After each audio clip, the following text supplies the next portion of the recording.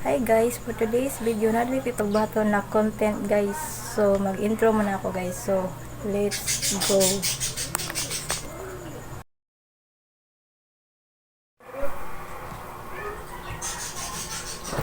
So guys,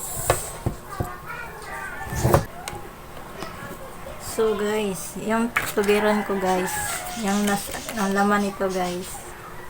Ilagay ko sa picture guys, tapos may ice. So, nilagay ko siya ng 2 hours. So, ito na ang resulta guys. Matigas na po siya. Ang chocolate. So, matigas. So, let's eat guys. Wow. Ang yummy na to. Okay guys. Chocolate. Toblerone.